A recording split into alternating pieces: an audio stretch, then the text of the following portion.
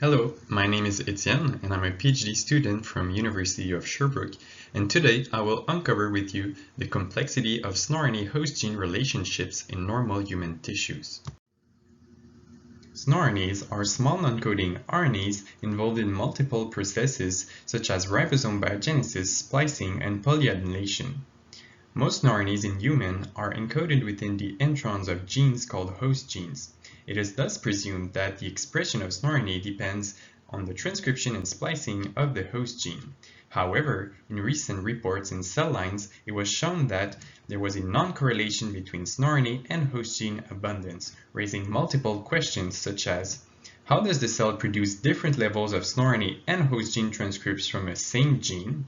And do we see that same non-correlation between snoRNA and host gene abundance in healthy human tissues? The approach I use is called TIGER-seq. It's an RNA-seq method that was shown to be highly snoRNA friendly in terms of quantification. I used the TIGER-seq on 7 healthy human tissues, and I found that snoRNAs were separable in 2 abundance classes. The majority of snoRNAs were uniformly expressed, and a minority of snoRNA were tissue enriched, either in the brain or in reproductive tissues. Next, I looked at the correlation of abundance between snoRNAs and their host gene according to their snoRNA abundance classes. We can see that tissue-enriched snoRNAs tend to be highly correlated with their host gene, whereas uniformly expressed snoRNAs tend to be more non- or even entirely correlated with the expression of their host gene. I redid this analysis, but by splitting this time according to the host gene biotype, so whether the host gene codes for a protein or not, for both snoRNA abundance classes. We can see that a snoRNA that's encoded within a non-coding host gene in pink tend to be highly correlated with its host gene abundance, whereas snoRNAs encoded within protein-coding host gene tend to be more non- or anti-correlated with their host gene abundances. Finally, I looked at the presence of dual initiation promoters within snoRNA host gene.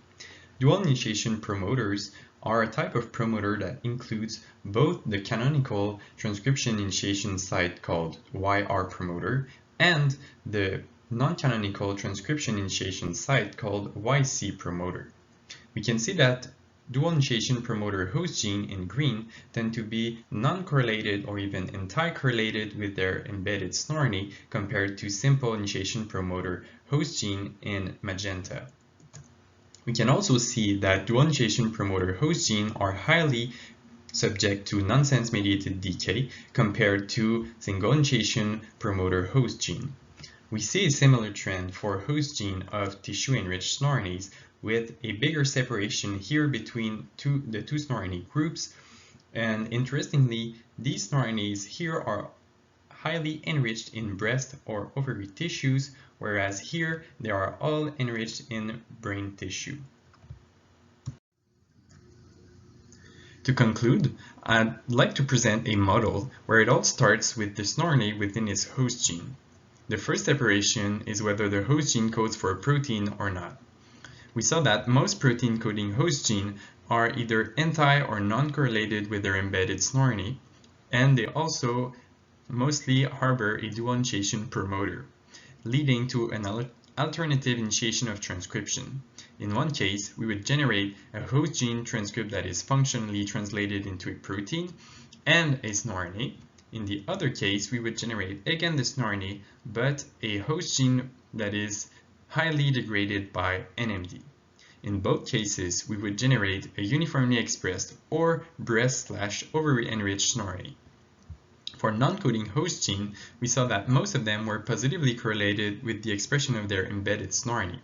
Through simple initiation of transcription, they generate a functional long non-coding RNA and a snoRNA that's mostly tissue enriched.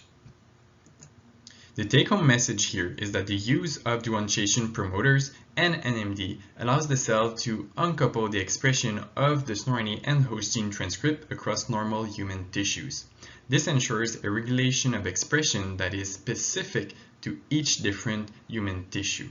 And with that, I'd like to thank you for your attention.